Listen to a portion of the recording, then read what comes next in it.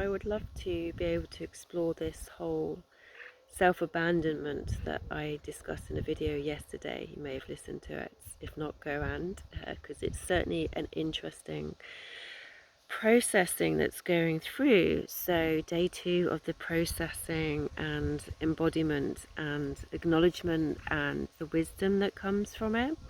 And I'd love to share my where I'm at with this, because I feel it's going to be so relevant for so many, especially women.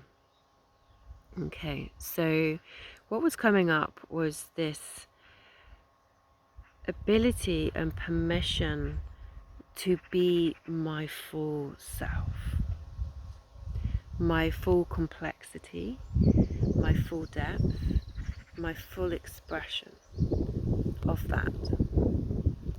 And it can get activated by others, which is actually a really good thing when you go, okay, how is this working for me? How do I process this? And it's that abandonment, that father wound, but it's actually, which I can relate to from in this life, but it's the masculine wound. And I have had the beautiful Yeshua with me, holding me, and ultimately this is about us healing our nervous system, our masculine wounds, so we can hold ourselves. And this isn't saying that you're going to be on your own. It's about that you hold this energy field, this nervous system, this safety within you, where you give yourself that full permission to be you. You don't need anybody else's permission. You don't need society's permission to be you. You choose you. You choose the permission to be you. And I can relate to this in the fact that I never felt safe to be me. And my nervous system has been wired since probably birth to tune to the masculine energy, to tune into the energy of the masculine around me, to know, am I safe? And am I safe to be me? How safe can I be around? And that's tuned me heavily into like reading emotions, but that was a survival pattern. I can transform that and transmute that to a gift when I can hold that and understand that and read it. But I'm also recognizing that's my survival pattern. That's how my nervous system has at a very early stage to look after me, to keep me safe, was be able to read that.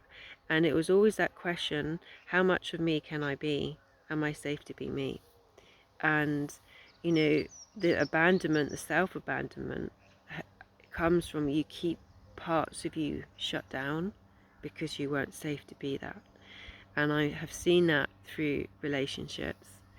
And now I'm at this point, I can feel myself slightly emotional. I can feel it because it's obviously still moving through me right now. I give myself that permission to be me.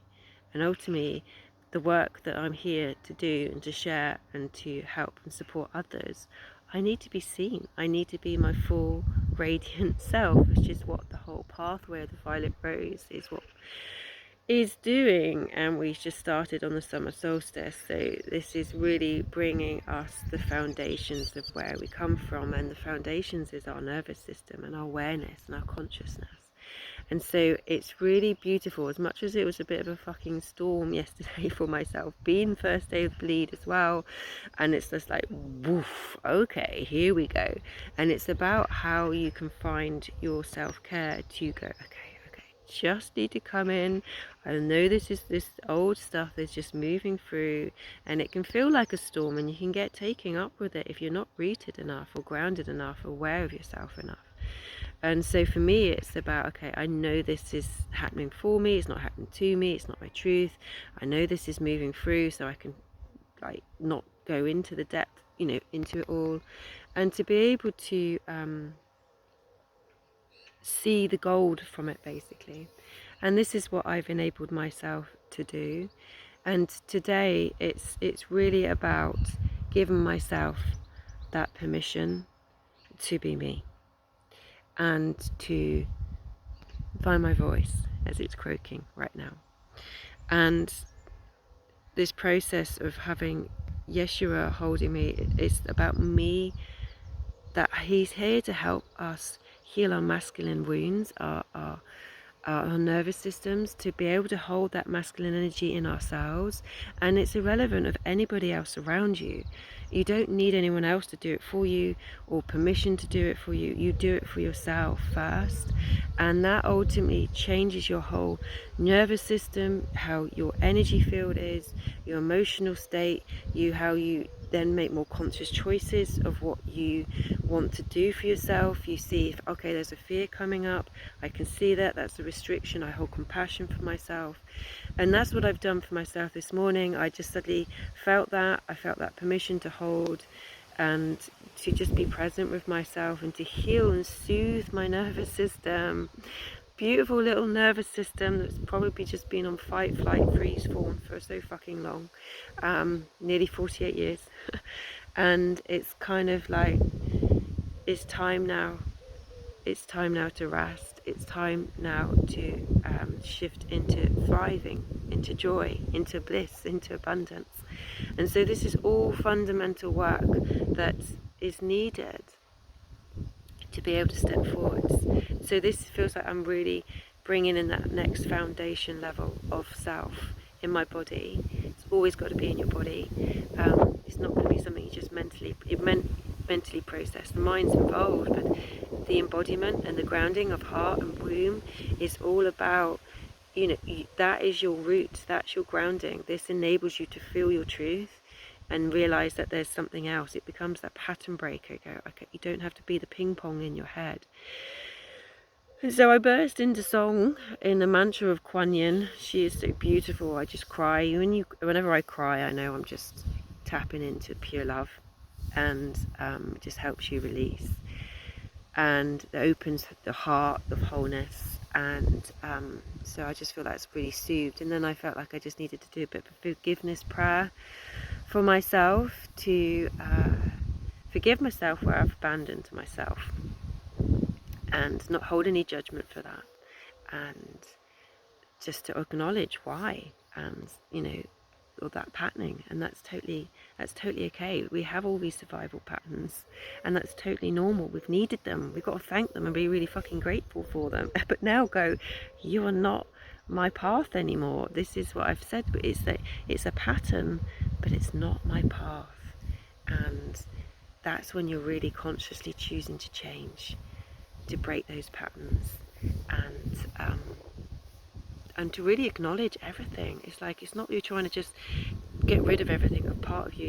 You're embodying that. You're dissolving those parts. It's a wisdom, that a gold, an insight of self that you've learned from it. So it's not about trying to just cut off and just block, or you have to soothe yourself back to yourself, and hold all of that to you, and then that becomes a wisdom and an insight, a gold. That's what Daughters the Golden Rose was where it's this real alchemy of wounds and wisdom, and you build that gold, that platform, that foundation for yourself. And so this feels like it's reiterating and going, never level, especially for abandonment, rejection. When you're ready, just put yourself and start growing and being what you truly want to be, the soul that you are, the purpose and what you want to bring into this world. You will most likely have these rejection, abandonment, like fears sitting very deep in your system. I mean, I'm sure everybody has them to a level. It just depends if you're on this journey of growth and you want to push yourself and do more, because your soul's leading you to do some great things and big changes. So you have to get out your cave and get out there. So this is the joy, and my purpose is like taking me there. My nervous system is going, holy fuck, no, really? And it's like, yeah, okay, I want this, I desire this, so this isn't negotiable. We need to do this work, and that's what I'm doing. And Pathway of the Violet Rose is that even deeper divine alchemy, where you're really calling in your soul, your purpose, and being in flow, in alignment to that, and allow the whole neural system that has been in this doing, push, masculine, heavily industrialized way of being and shift into the feminine way of creation. Because ultimately, the feminine is fucking creation. She is. And women, we hold creation, we hold the source of mother within our womb, Sophia. She is there. And we're in complete alignment to the earth. We just need to remember that through this process of womb consciousness. So, yeah. So if this is resonating with you, still got the opportunity of Pathway the Violet Rose to drop in. And but otherwise, just go gentle on yourself. Still be gentle. You've got to be really gentle with this moment. Everything's rather chaotic, and our nervous systems can really be taken by it if we're not careful. So keep grounded, keep rooted, be in the beautiful earth and this beautiful sunshine, and just remember how before we got industrialized as souls, before we had all our land taken away from us by the big rich assholes, we lived to the land. We lived to the cycles of Mother Earth, her seasons, her solstice, her equinoxes. We lived to the light that was given to us by the sun and the moon. And when there was rest, when there was darkness, we rested. When there was nothing needed more to be done but simply allow and trust the earth to grow, our abundance, our fruit, our food, we would have danced, we would have had joy, we would have played, we would have had fun, and just rested in that and allowed our nervous systems to rest. So, we have to really truly honour what you have to ask yourself. What would we have done? What is Earth doing for us right now? What would we be doing? And give yourself that permission. Trying to force through anything just creates more stress, more cortisol, more fight, flight in the system, more freeze. So we have to really be able to rest.